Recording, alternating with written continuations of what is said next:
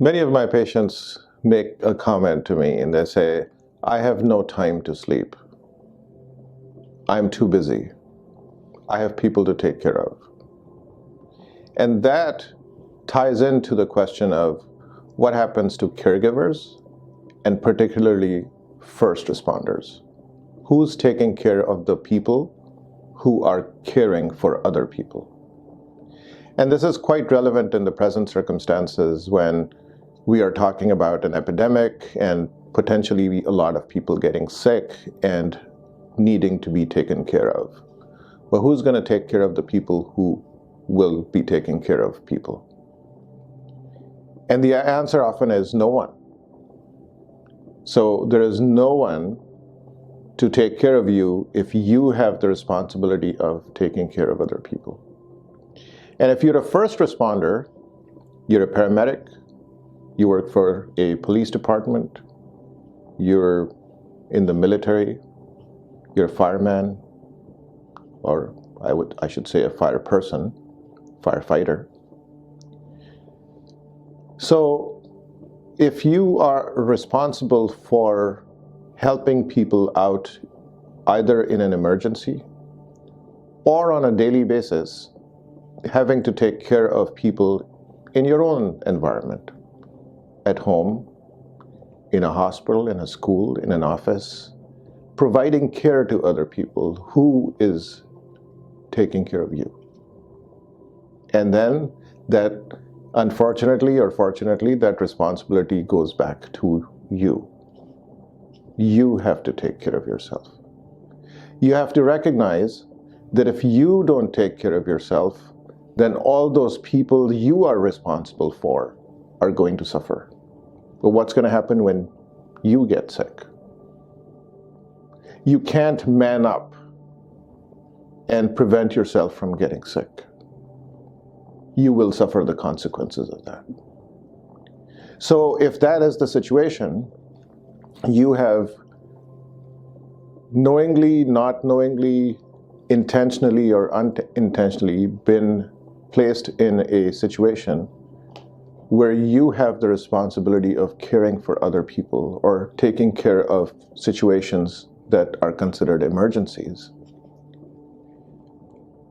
You are going to have to take care of yourself first so that you can do the best in helping others. And that translates into the second part of this discussion, which is, well, what does it mean to take care of yourself? Well, what that means is you have to be rested. You have to have gotten enough good quality sleep. You have to be able to de-stress yourself. You have to be able to manage the situations that arise from having to deal with difficult circumstances. Because if you are a first responder, you get to see, work, and be exposed to situations that are extremely emotionally traumatic. You're human. Recognize that you are human. We're not robots. The same applies to doctors and nurses, and in a home, a family taking care of their elderly and their kids, a parent who's taking care of their children. This is universal and unfortunately not talked about enough. So as a first responder or a caregiver, how are you going to de-stress and get enough sleep when there is so much to do? When the circumstances are overwhelming. I know firefighters who come into my office and they say they work 48-hour shifts and they can only sleep 1 or 2 or 3 hours at a time, and they're called, the bell rings and they have to jump up and go respond to the situation.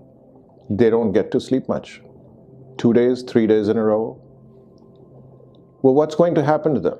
How are they going to be able to live healthy, productive lives in that their bodies and their minds are healthy and functioning at the best level that they need to be. Because the important part of all of this is, in order to function at your best, you have to have a balance in the demand of your work and your body's ability to cope with it. So I asked all these questions and made these comments. Well, what do I recommend you do? Number one, daytime, or at times, whenever throughout the day, take 1 minute to rebalance your mind. How? You go to the bathroom, you go get a drink of water, focus your mind on simply 3 things. 1, how are you breathing? Just focus on your breathing. 2, pay attention to how your palms and your soles feel in those few seconds. And number 3, mentally imagine what we call your happy place. The thought in your mind that makes you feel comfortable and safe. Barely takes a few seconds. You practice this a few times throughout the day, your stress level is down. Depending on your responsibilities, you have trouble going to sleep or your schedule doesn't allow enough sleep. For a few days at a time, you can survive on short naps. 30 minutes every 6 hours. Yeah, you can survive on that. But that can't be your lifestyle.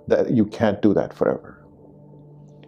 So when you get a chance, you have to be able to switch off your mind and go to sleep. I teach those techniques every day to people who need it. We have videos and audio recordings that people can use to help. Make sure that when you're not at work and the work does not require you to be up most of the night, then you have a quiet, comfortable environment that you can sleep. Avoid stimulants when it's time close to sleep, meaning caffeine, nicotine, alcohol, or any other similar chemicals. So there are certain things that you can do. You just have to recognize how important it is for you to be functioning at your best. Now, I think, and it is my impression, that most caregivers, and particularly first responders, do realize that they need to be healthy to do their job at their best. What they don't realize often is that physical exercise is not the only thing that they need to do. They need to be able to sleep well enough and long enough, and to be able to mentally de-stress. So that is my message to you today.